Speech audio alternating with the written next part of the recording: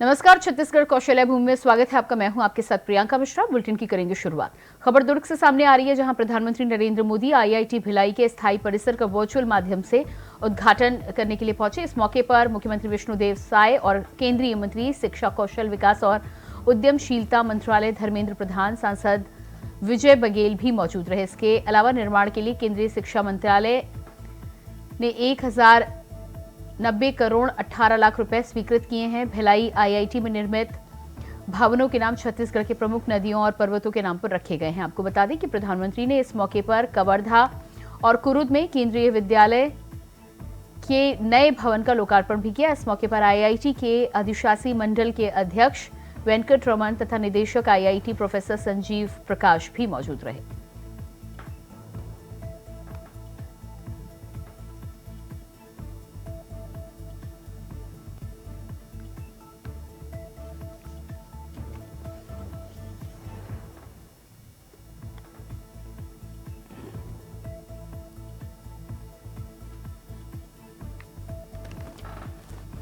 तो दुर्ग में आईआईटी भिलाई के परिसर का प्रधानमंत्री नरेंद्र मोदी ने वर्चुअली शुभारंभ किया। इस मौके पर मुख्यमंत्री, केंद्रीय मंत्री धर्मेंद्र प्रधान से लेकर भारतीय जनता पार्टी के तमाम वरिष्ठ पदाधिकारी मौजूद रहे। पीएम मोदी ने जिले को दी बड़ी सौगात। आईआईटी भिलाई का किया वर्चुअली शुभारंभ। मुख्यमंत्री विष्णुदेव साय के साथ छत्तीसगढ़ के तमाम मंत्री और पदाधिकारी इस मौके पर मौजूद रहे।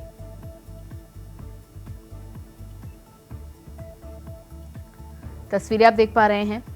आईआईटी भिलाई का शुभारंभ किया गया है और आईआईटी भिलाई के शुभारंभ के साथ ही साथ छत्तीसगढ़ के छात्रों के लिए आईआईटी का परिसर, आईआईटी कैंपस प्रधानमंत्री और मुख्यमंत्री विष्णुदेव साय की तरफ से छत्तीसगढ़ वासियों के लिए सौगात।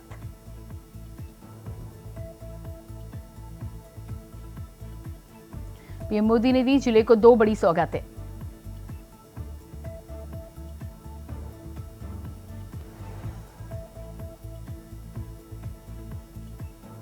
आईआईटी भिलाई का पीएम ने वर्चुअली किया शुभारंभ।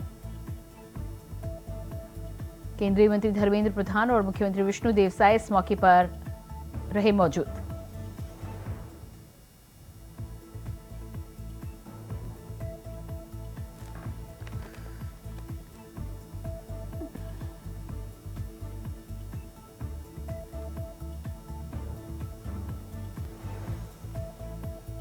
आईआईटी भिलाई के परिसर का प्रधानमंत्री नरेंद्र मोदी ने वर्चुअली किया शुभारंभ। मुख्यमंत्री विष्णुदेव साय इस मौके पर रहे मौजूद।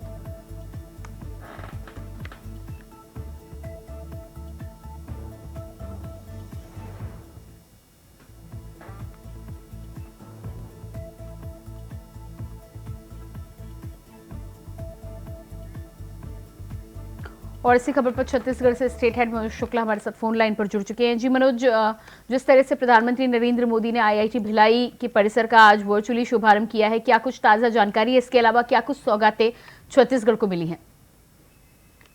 जी प्रियंका, आपको बता दें कि प्रधानमंत्री नरेंद्र मोदी छत्तीसगढ़ के साथ साथ कई प्रदेशों में आज बड़ी सौगात दे रहे हैं और इसमें छत्तीसगढ़ के लिए सबसे बड़ी बात यह है कि यहाँ पे उन्होंने आईआईटी का भूमि पूजन 2018 में किया था, जिसको जो है आज उन्होंने बड़ी सौगात यहाँ छत्तीसगढ़ के लिए दिया। और साथ ही साथ आपको ये बता दें कि कवर्धा के लिए भी उन्होंने काफी कुछ वहाँ पे सौगात दिया। केंद्रीय विद्यालय को लेके और भी कई योजनाओं का उन्होंने शिलान्यास भी किया है कवर्धा के लिए भी। जी मुख्यमंत्री विष्णुदेव साय के साथ केंद्रीय मंत्री धर्मेंद्र प्रधान भी इस मौके पर मौजूद रहे। आईआईटी भिलाई की सौगात मिलने से छत्तीसगढ़ वासियों को क्या कुछ सुविधाएं मिलेंगी और लोग कितना खुश नजर आ रहे हैं? जी आपको बता दें प्रियंका कि आईआईटी खुलने से यहाँ के नौजवानों में काफी खुशी देखने को, कल से ही जब से उनको जानकारी मिली थी कि यहाँ पे आईआईटी की सुविधा उपलब्ध हो रही है। और इसमें सबसे बड़ी बात आपको ये बता दें कि ये आईआईटी 14 जून 2018 प्रधानमंत्री ने इसकी आधारशिला रखी थी, जो 8 जुलाई 2020 को ही ये कंप्लीट भी हो गया।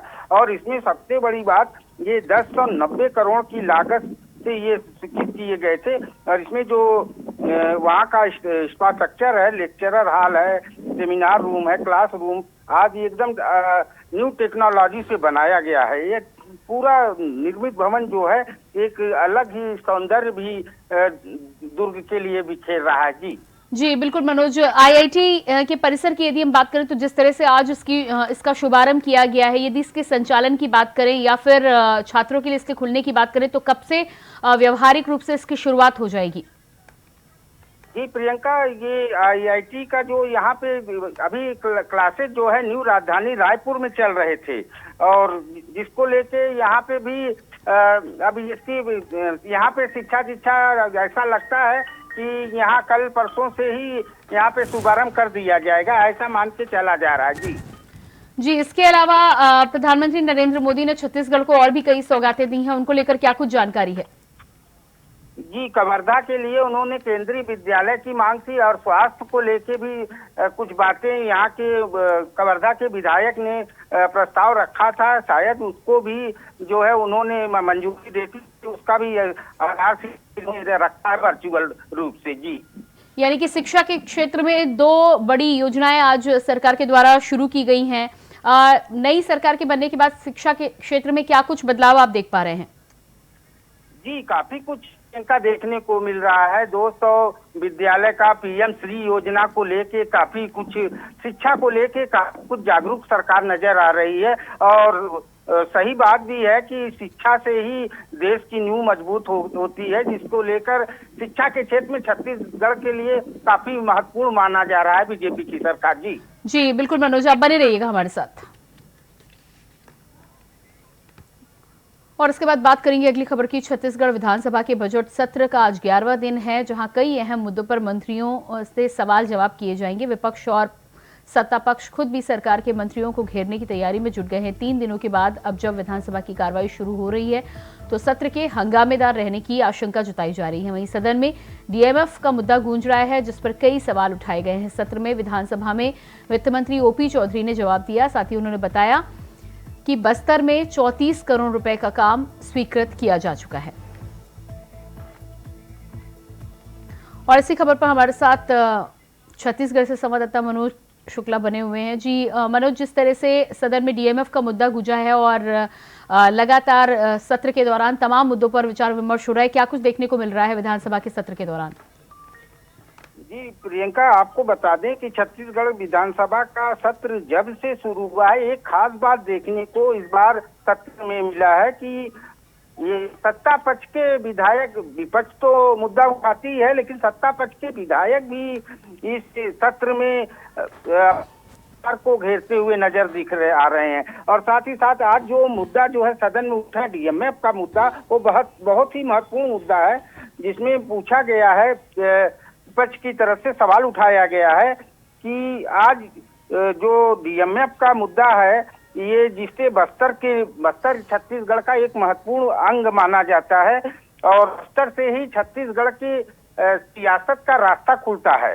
जी, और साथ ही साथ आपको ये बता दो, जो डीएमएफ का मुद्दा आज सदन में उठा है, इसमें जो है विधानसभा विधानसभा पूर्व विपक्ष के वो नेता हैं, क्या बोलते हैं उनको, कि वो काफी मुद्दा उठाए उन्होंने कि डीएमएफ का मुद्दा जो सुर्खित पहले से है उसको जो है चालू रखा जाएगा या उसको योजना को बंद किया जाएगा, जिस पर मुख्यमंत्री की गैर हाजिरी में वित्त मंत्री ओपी चौधरी ने सवाल जवाब दिया है कि मुद्दा जो है वो जो सूचित हुआ है वो यथावत रहेगा। जी मनोज, इसके अलावा जिस तरह से विधानसभा में सवाल जवाब का सत्र आज होने का समय निर्धारित किया गया है, क्या लग रहा है आपको, विपक्ष ने क्या कुछ तैयारी की है सरकार से सवाल जवाब या सरकार को घेरने के लिए?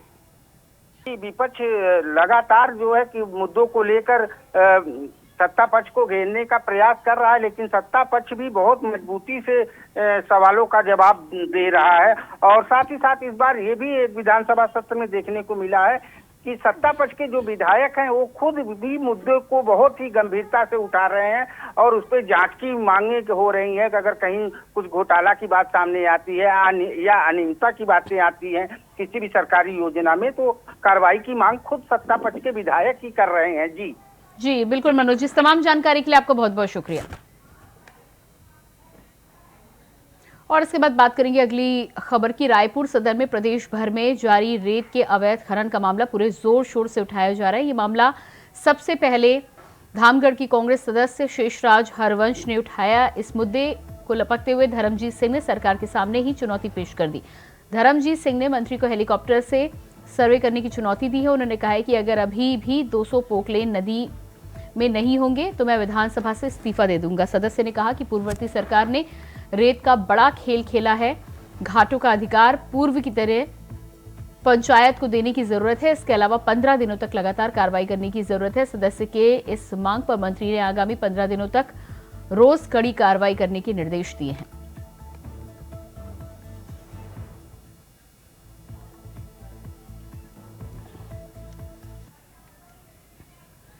अगली खबर रायपुर से है, जहां बीजेपी के राष्ट्रीय अधिवेशन में 11 सीटें जीतने का मंत्र मिला है। मुख्यमंत्री विष्णुदेव साय 2 दिवसीय बीजेपी के राष्ट्रीय अधिवेशन में शामिल होने के लिए दिल्ली गए थे, जहां उन्होंने स्वामी विवेकानंद एयरपोर्ट में मीडिया से बातचीत की। सीएम साय ने कहा कि यह बहुत ही महत्वपूर्ण अधिवेशन था, जिसमें पूरे देश के करीब 10,000 प्रतिनिधि शामिल हैं। उन्होंने आगे कहा कि इस महाअधिवेशन में छत्तीसगढ़ के सभी मंत्री, विधायक और पदाधिकारी भी शामिल हैं। आने वाले चुनाव की तैयारी पर मार्गदर्शन मिला है। अब सबको चुनाव की तैयारी में लगना है और प्रदेश की सभी 11 से 11 सीटों पर जीत हासिल की जाएगी।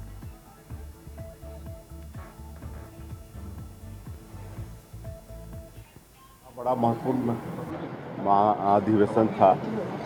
17 और 18 2 दिन का भारतीय जनता पार्टी का राष्ट्रीय स्तर का महाअधिवेशन था, जिसमें पूरे देश से करीब 10,000 प्रतिनिधि भाग लिए और 2 दिन तक ये चला है। और इस महाअधिवेशन में हमारे छत्तीसगढ़ से भी सभी मंत्रीगण, विधायकगण और हमारे पदाधिकारीगण सब गए थे। 200 के करीब या उससे ऊपर गए होंगे छत्तीसगढ़ से। 21 फरवरी को महापौर एजाज ढेबर ने अपना अंतिम बजट पेश करेंगे। ऐसे में उम्मीद लगाई जा रही है कि राजधानी वासियों को कई बड़ी सौगातें मिल सकती हैं। नगर पालिका निगम रायपुर के सचिवालय निगम सभापति प्रमोद दुबे के आदेश पर नगर पालिका निगम मुख्यालय भवन महात्मा गांधी के सामान्य सभागार में 21 फरवरी को बैठक रखी गई है।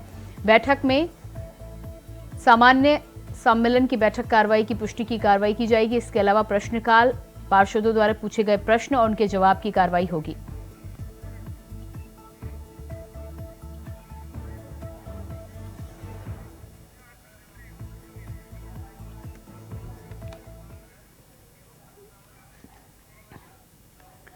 और उसके बाद आइए आपको सीधे लिए चलते उत्तर प्रदेश के अयोध्या, जहां पर उत्तराखंड के मुख्यमंत्री पुष्कर सिंह धामी और उनकी कैबिनेट पहुंची हुई है। श्री रामलला के मंदिर पहुंचकर पूजा अर्चना कर रहे हैं। सीधी तस्वीरें आपको हम दिखाने वाले हैं। मुख्यमंत्री पुष्कर सिंह धामी की कैबिनेट आज उत्तराखंड से विशेष विमान के जरिए अयोध्या पहुंची है। अयोध्या पहुंचकर मुख्यमंत्री पुष्कर सिंह धामी और उनकी कैबिनेट आज रामलला के दर्शन के साथ ही साथ हनुमानगढ़ी के दर्शन भी पढ़ेगी। और इसके बाद बात करेंगे अगली खबर की। खबर रायपुर से है, जहां छत्तीसगढ़ में महिला सशक्तिकरण को बढ़ावा देने के लिए राज्य सरकार की ओर से महतारी वंदन योजना लागू की गई है।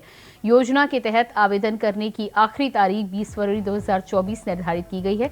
योजना का लाभ के लिए लोग आज शाम 6 बजे तक अपना आवेदन जमा कर सकते हैं। शाम 6 बजे तक ऑनलाइन और ऑफलाइन माध्यम से आवेदन स्वीकार किए जाएंगे। आवेदन की तारीख बढ़ाने को लेकर कांग्रेस के प्रदेश प्रवक्ता धनंजय सिंह ठाकुर ने कहा है कि अभी आवेदन करने से प्रदेश कि लाखों महिलाएं वंचित हैं, इसलिए 15 दिन का समय बढ़ाया जाना चाहिए।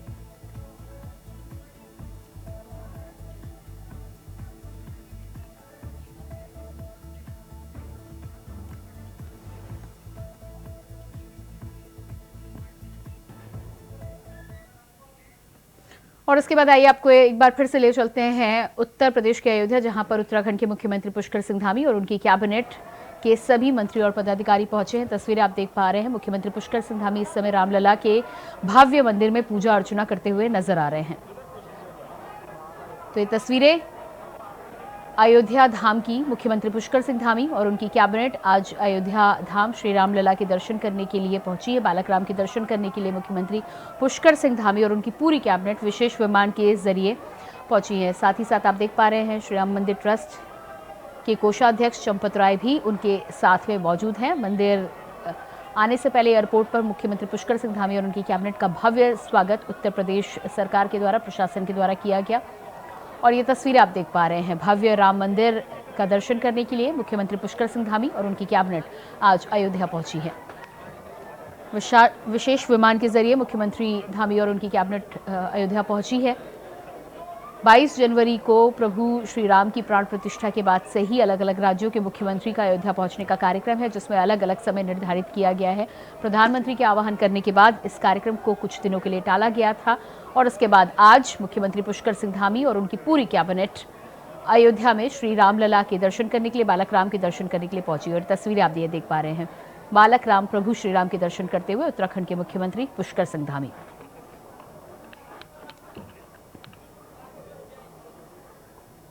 तो लगातार 22 जनवरी से जब से अयोध्या में प्रभु श्री राम की प्राण प्रतिष्ठा हुई है, तब से भारी संख्या में श्रद्धालु वहां पर पहुंच रहे हैं। 25 दिनों के भीतर ही 50 लाख से अधिक श्रद्धालु अयोध्या में प्रभु श्री राम के दर्शन कर चुके हैं। ऐसे में अलग अलग राज्यों से मुख्यमंत्री, उनकी कैबिनेट और कैबिनेट के तमाम पदाधिकारी भी दर्शन करने के लिए पहुंचेंगे। उत्तराखंड के मुख्यमंत्री और उनकी कैबिनेट आज पहुंची, आप देख पा रहे हैं सतपाल महाराज जी, मुख्यमंत्री पुष्कर सिंह धामी तस्वीरों में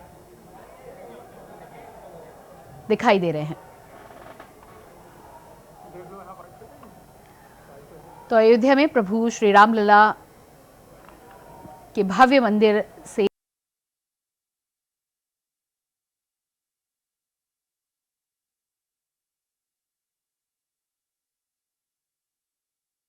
दर्शन हुए हैं। लंबे समय से जिस बात की प्रतीक्षा की थी, जो स्वप्न देखा था, वो स्वप्न आज पूरा हुआ है।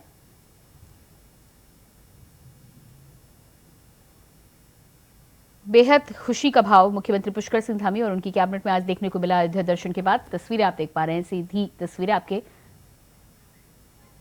सरकारें काम कर रही हैं, जो सनातन की स्थापना कर रही है, सनातनियों के जो विश्वास है उसको और बढ़ाने का काम कर रही है।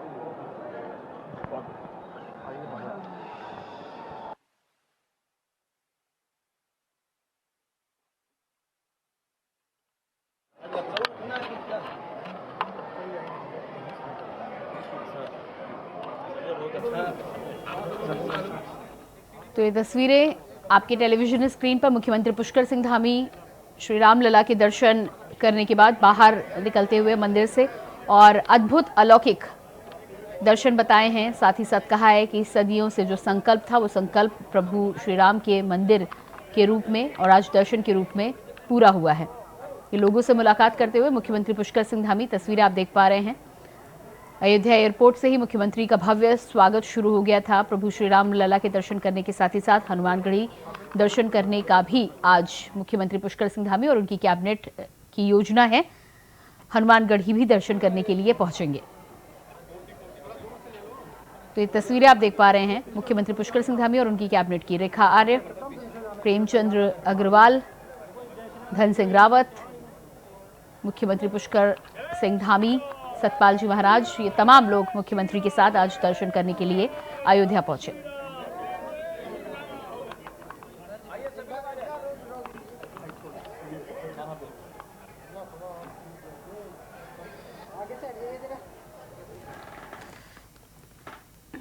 और इसके बाद बात करेंगे अगली खबर की। खबर रायपुर से सामने आ रही है, जहां छत्तीसगढ़ में महिला सशक्तिकरण को बढ़ावा देने के लिए राज्य सरकार की ओर से महतारी वंदन योजना लागू की गई है। योजना के तहत आवेदन करने की आखिरी तारीख 20 फरवरी 2024 निर्धारित की गई है। योजना का लाभ लेने के लिए लोग आज शाम 6 बजे तक अपना आवेदन ऑनलाइन या ऑफलाइन जमा करा सकते हैं। इसके साथ ही साथ आवेदन की तारीख बढ़ाने को लेकर कांग्रेस के प्रदेश प्रवक्ता धनंजय सिंह ठाकुर ने कहा है कि अभी आवेदन करने से प्रदेश की लाखों महिलाएं वंचित हैं, इसलिए 15 दिन का समय आवेदन के लिए बढ़ाया जाना चाहिए। महतारी वंदन योजना का लाभ प्रदेश के 100% महिलाओं को मिले, इसके लिए आवश्यकता है कि जो आवेदन करने की जो अंतिम तिथि 20 फरवरी है, उसे 15 दिन के लिए आगे बढ़ाया जाए।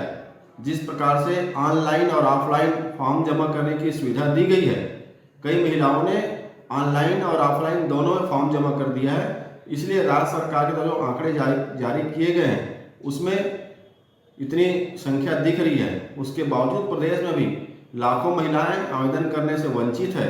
भारतीय जनता पार्टी की सरकार ने चुनाव के दौरान सभी महिलाओं को 1000 रुपये महीना देने का वादा किया था और सरकार बनने के बाद उसमें क्राइटेरिया तय किए हैं। इससे बहुत सारे महिलाएं दस्तावेज बनाने में उनका समय खराब हुआ है। तो निश्चित तौर पर इनके तारीख आगे बढ़ाना चाहिए और प्रदेश के 100% महिलाओं को महतारी वंदन योजना का लाभ मिलना चाहिए।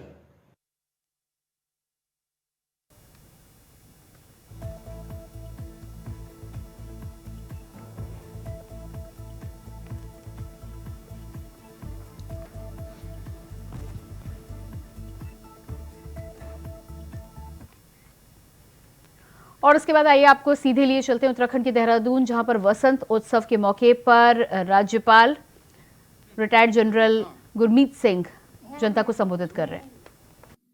हमारे राजभवन के उद्यान के फूल थे, उसकी क्वालिटी, उसकी रिचनेस, उन फूलों का जो मैसेज था, और वो मैं कहूंगा कि पूरे भारत में 10-15 दिन पहले आते हैं। सो ऐसा लगता है कि प्रभु जो हमारे पुष्प हैं उनको अलग से एक वरदान देते हैं। हमारे पास में वर्तमान में 669 हेक्टेयर्स पुष्प उत्पादन किया जाता है।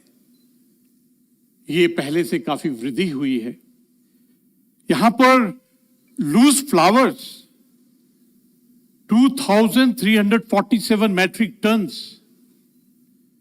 यहां पर वक्त में जब उन्होंने फूलों को देखा और जो हमारे राजभवन के उद्यान के फूल थे, उसकी क्वालिटी, उसकी रिचनेस, उन फूलों का जो मैसेज था, और वो मैं कहूंगा कि पूरे भारत में 10-15 दिन पहले आते हैं। सो ऐसा लगता है कि प्रभु जो हमारे पुष्प हैं उनको अलग से एक वरदान देते हैं। हमारे पास में वर्तमान में 669 हेक्टेयर्स पुष्प उत्पादन किया जाता है। ये पहले से काफी वृद्धि हुई है। यहां पर लूज फ्लावर्स 2347 मैट्रिक टन्स। यहां पर जो स्पाइक और कट फ्लावर है उनका उत्पादन 6.07 करोड़। कभी कभी ऐसा लगता है कि ये एक बहुत बड़ा वरदान है और इससे जो व्यवसाय निकलना चाहिए वो बहुत बड़ा होना चाहिए। कभी कभी ऐसा लगता है कि दिल्ली, गुड़गांव, नोएडा, गाजियाबाद और जितने भी स्टेट्स हैं, even foreign countries, we should be able to cover with this. और सच कहूं तो आत्मा से ऐसा लगता है कि राज्य को पुष्प प्रदेश बनाने का उद्देश्य हम सबका होना चाहिए।